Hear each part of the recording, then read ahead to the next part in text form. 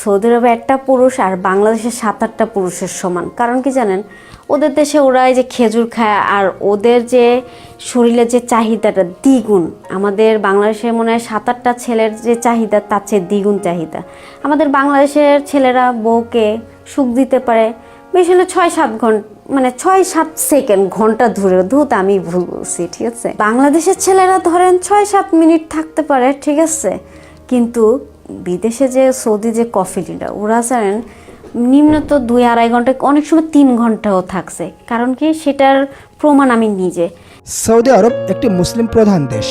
প্রতি বছর হাজার হাজার বাংলাদেশি গৃহকর্মী সৌদি আরবে যান কাজ করে পরিবারের মুখে হাসি ফোটানোর উদ্দেশ্যে।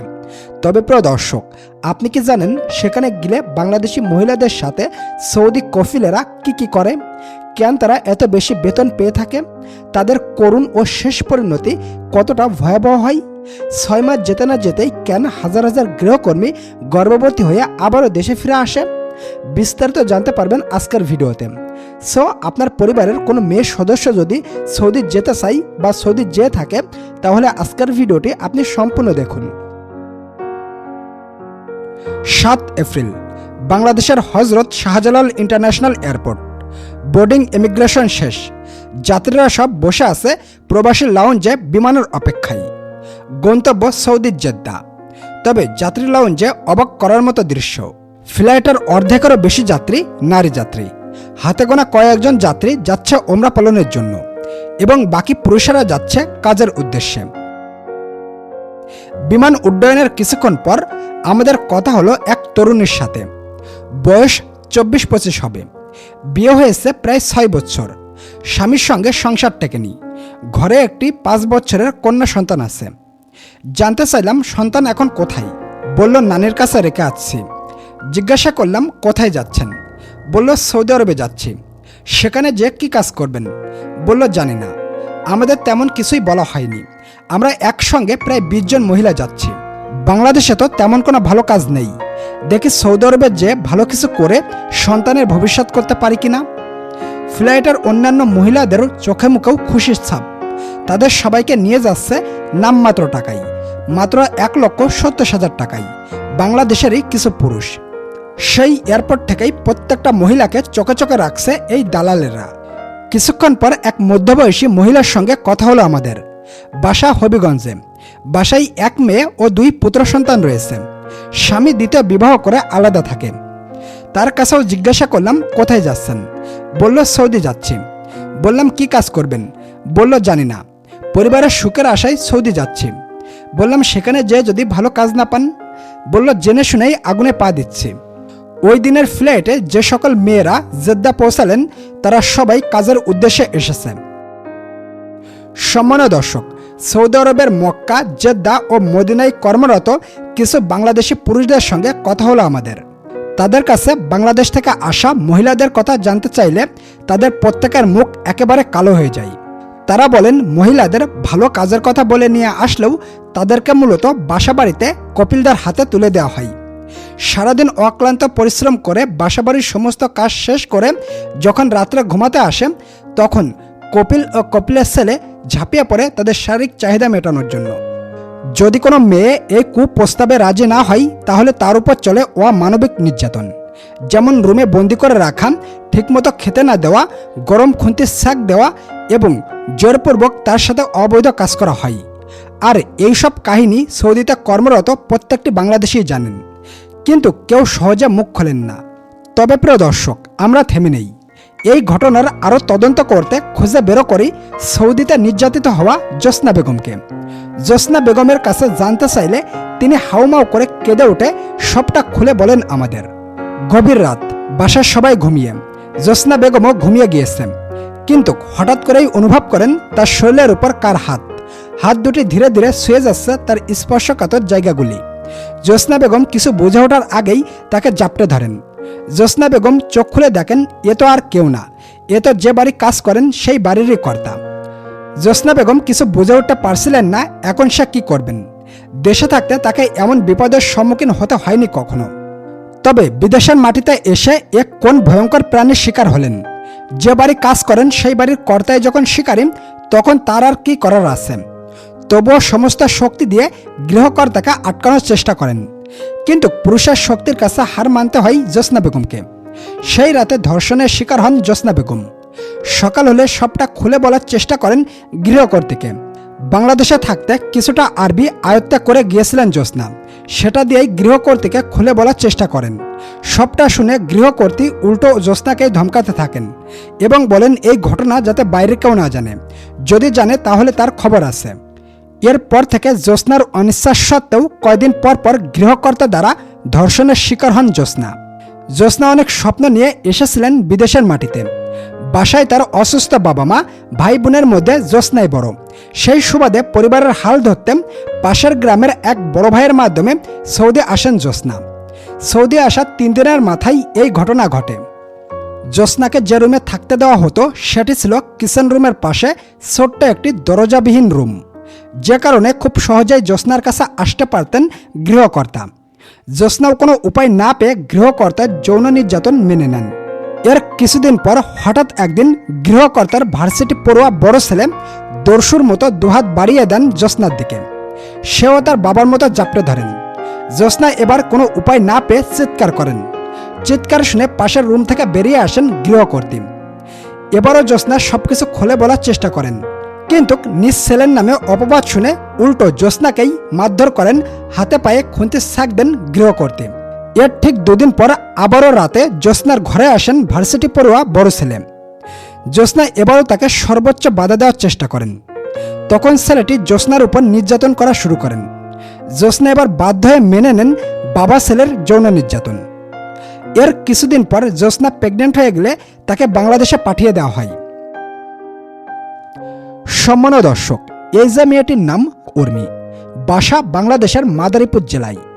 ভাগ্য বদলাতে পরিবারের হাল ধরতে গত বছর গাজীপুরের এক দালালের মাধ্যমে নামমাত্র টাকা দিয়ে সৌদি আরব গিয়েছিলেন গৃহকর্মী হিসেবে। তবে সৌদি আরবে গিয়ে উর্মির জীবনে সফলতা তো আসেনি, বরং নেমে এসেছে জীবনের এক ভয়াবহ কালো অধ্যায়। হয়ে গিয়েছে সৌদি কফিলদের ভোগের পাত্র। সারাদিন বাসার সমস্ত কাজ করাতো গৃহকর্ত্রী। রান্নাবাড়া থেকে শুরু করে জামাকাপড় ধোয়া, ঘর গোছানো সবকিছুই করত উর্মি নিজেই একা। সারাদিন অক্লান্ত পরিশ্রম করে রাত হলে একটু ঘুমাতে গেলেই উর্মির জীবনে নেমে আসতো এক কালো অধ্যায়। কেননা গৃহকর্তা ও তার ছেলে প্রতি রাতেই উর্মিকে জোরপূর্বক ধর্ষণ করত, সঙ্গে আবার বন্ধুবান্ধব নিয়ে আসত। উর্মি যদি তাদেরকে বাধা দিত তাহলে হাত পা বেঁধে জোরপূর্বক উর্মির সাথে নির্যাতন করত। উর্মি বলেন একই রাতে বাবা গেলে ছেলে আসত, আবার কখনো কখনো ছেলে গেলে বাবা আসত, আবার অধিকাংশ সময় বন্ধুবান্ধব নিয়ে আসত। এইভাবে 4 থেকে 5 মাস চলার পর উর্মি বুঝতে পারেন যে সে অন্তঃসত্ত্বা। তবে তার পেটের বাচ্চার বাবাকে উর্মি নিজেও জানেন না। গর্ভবতী হয়ে গেলে উর্মি যোগাযোগ করেন দূতাবাসে, তবে সেখানে গিয়েও কোনো লাভ হয়নি। বাধ্য হয়ে পুলিশে ধরা দিয়ে 2 মাস জেল খেটে চলে আসেন বাংলাদেশে। তবে চক্ষুলজ্জার ভয়ে উঠতে পারেননি বাবার বাড়িও। বর্তমানে ঠাঁই হয়েছে আহসানিয়া মিশনে। সেখানেই জন্ম দেন সৌদি আরব থেকে পেটে করে নিয়ে আসা একটি কন্যা সন্তানের। এটা আল্লাহ তৈরি করে দিয়ে দিচ্ছে, আল্লাহর উপর তো আমার কোনো লাগ নেই। শুধু উর্মিই নয়, উর্মির মতো হাজার হাজার বাংলাদেশি মেয়েরা সৌদি আরবে গিয়ে গর্ভবতী হয়ে দেশে ফিরছেন। মোটা টাকা ইনকামের লোভ দেখিয়ে বাংলাদেশের কিছু চক্র মেয়েদের সৌদি পাঠায় গৃহকর্মী হিসাবে। তবে সেখানে গেলেই হয়ে যায় উল্টোটা। বললে নিচ্ছে যে প্রতি মাসে 22,000 টাকা করে বেতন পাবো, অনেক ভদ্র, তারা কোনো সমস্যা হবে না, খাওয়া দাওয়ায় কোনো সমস্যা হবে না। যাওয়ার পরে কষ্টের পরে যখন পাসপোর্ট আটকে রেখে দীর্ঘদিন ধরে চালানো হয় শারীরিক ও মানসিক টর্চার। সেখানে সাহায্য করার মতোও কেউ নাই, আবার পালিয়ে আসারও কোনো সুযোগ নেই। নির্যাতন সহ করতে না পেরে অনেক মেয়েই সেখানে তার জীবনের ইতি টানেন। আবার কোনো মেয়ে যদি বাংলাদেশে কোনো পুরুষের কাছে সাহায্য চাই তাহলে ওই পুরুষটিও সুযোগটি লুফে নিতে ভোলেন না। যেমন এই মেয়েটিকেই দেখুন না, নাম রিমি, গিয়েছিলেন প্রবাসে। সেখানে গিয়ে মালিকের নির্যাতনের কথা জানিয়েছিলেন এক বাংলাদেশি ভাইকে। তবে ওই বাংলাদেশি ভাই সাহায্য করার আশ্বাস দিয়ে আবারও রিমিকে ধর্ষণ করেন। ওই বাংলাদেশি ভাইয়ের নির্যাতনের শিকার হয়ে রিমি এখন অন্তঃসত্ত্বা। কি পরিচয় দিব এখন আমি, এটা তো ভাইবে পাইতেছি না। এছাড়াও সম্মানীয় দর্শক, ভিডিও স্ক্রিনে যে মেয়েটিকে দেখতে পারছেন, গত সপ্তাহে গর্ভবতী হয়ে দেশে ফিরেছেন এই নারী। এই নারীর বাবা মা কেউই বেঁচে নেই। স্বামীও বছর 2 আগে ইন্তেকাল করেছেন। তার 2 সন্তান, একটার বয়স 16 বছর আর ছোট সন্তানের বয়স 4.5 বছর। ছোট সন্তানকে পালক দিয়ে সৌদি আরবে আসেন ভাগ্য বদলানোর জন্য। তবে কে জানতো সৌদি আরবে আসলেই তার কপালে ঘটবে এমন দুর্দশা যা সে কখনোই কল্পনাও করতে পারেনি। বাসায় যাইয়া তারপর আমাকে কাজে লাগাই দিল, কোনো খাবার দেয় নাই, আশেপাশে কোনো বাড়ি নেই, সব মরুভূমি বেশিরভাগ। তার 10টা বাচ্চা, 3 রাত 24 ঘন্টা কাম করে, না খাইতে দিত না ঘুমাইতে দিত। হ্যাঁ, উল্টা আজে বাজে কথা বলতো, মাঝে মধ্যে গায়ে হাত দিত। যেমন মনে করেন তারে একটা কফি বানাইতে গেলো, একটা গাউয়া বানাইতে দেয়, চা বানাইতে দেয়, ওইখানে যদি একটু চিনি বেশি হয়ে যায়, গাউয়া তো আমরা কোনোদিনও দেখি নাই, খাইও নাই, তা আমাকে একদিন গাউয়া বানাইতে দিছে, গাউয়ার মধ্যে দিয়ে দিচ্ছে চিনি। এটা করছে দেখে গরম আমার ইতে মিল্লা মারছে, তারপর আমাকে ধরে মারছে। প্রায় 2 মাস 3 মাস হয়ে গেছে, টাকাও পাইনি, খাবারও পাইনি, ওরাও এরকম মারধর করছে। পরে আমি সহ্য করতে না পেরে আমি পালাই পড়ছি। এই নির্যাতন সহ করতে না পেরে পালিয়ে আসেন এক বাংলাদেশি মেয়ের কাছে। আরেকটা মেয়ের সাথে আবার এরকম কথা হয়েছে, সেই মেয়ে আমাকে আরেকটা মেয়ের সাথে কথা বলাই দিল যে আমি এরকম বাসা বাড়ি কাম করি, তুমি যদি কাজ কাম করতে চাও তাহলে আস। তা গেছি তো টাকার জন্যই না। আরেকটা কথা হচ্ছে, এত টাকা এত কিছু কষ্ট করে যদি কিছু টাকা যদি কামাই করে আনতে পারি তত নিজের ভালো। ওই জিনিসটা মনে করে মহিলার কথা বিশ্বাস করে, আমাকে বাঙালি এর কথা বিশ্বাস করে হাত ধরে দেয়। এই একটা ড্রাইভার দিয়ে আমারে পাঠায়, এই ড্রাইভার আমারে লইয়া যায়। ওইখানে যাইয়ে তারপর আমাকে এরকম রুমের মধ্যে আটকে নির্যাতন করে, অনেক মারধর করছে, বেল দিয়ে মারধর করলো, খাবার দিল না, রুমের ভিতরে আটকায় রাখছে, বাইরে বেরিয়ে দেয়নি। তারপর নিজেও একবার আমার সাথে ধ্বংস করলো, করার পরে ওই বেটা আমারে বললো যে এই কাজ করতে বেশি না, 2-3 মাস যদি করো তাহলে 3000 রিয়াল উঠে যাইবো, আমার টাকা দেওয়ার পর তুমি যে মেম যাইবে। লাস্টে কোনো উপায় না পেয়ে পুলিশে ধরা দিয়ে চলে আসেন বাংলাদেশে। তবে বাংলাদেশে আসলে সে বুঝতে পারেন যে সে গর্ভবতী। তার গর্ভে প্রায় 5.5 মাসের বাচ্চা। তবে এই বাচ্চার বাবাকে সে নিজেও জানেন না। সম্মানীয় দর্শক, এই ঘটনার সত্যতা যাচাইয়ের জন্য আমরা সৌদিতে নির্যাতিত হওয়া কিছু মহিলাদের সঙ্গে কথা বলি এবং এই ঘটনাগুলোর সত্যতা নিশ্চিত করি। কারো পেটে 4 মাস হবে বাচ্চা আছে, 3 মাসে বাচ্চা আছে, ওই জেলে বেটি আছে। খাওয়ান দিত না, কিছু করলে মারতো, তালা মেরে রাখতো ঘরের ভিতরে। এটা লেগা আরো হাজার হাজার মহিলা আছে পাল্লাগো বাচ্চা। ফিরছি এনার বাচ্চাটার জন্য আসছে, যা বাংলাদেশ আইসা ফালানোর চিন্তা ভাবনা আছে, সবে না করতেছে ফালিতে। মানে আমরা সবার কাছে অনুরোধ, সৌদির ভিসা মহিলার বন্ধ করে দিত।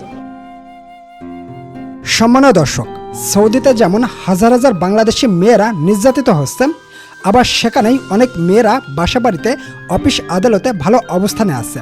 তারা সম্মানের সাথে কাজ করতেছে। ভালো খারাপ সব জায়গায় আছে। তাই আপনাকে সৌদি আরব যেতে হলে অবশ্যই ভেবেচিন্তে তারপরেই যেতে হবে। ধন্যবাদ সবাইকে।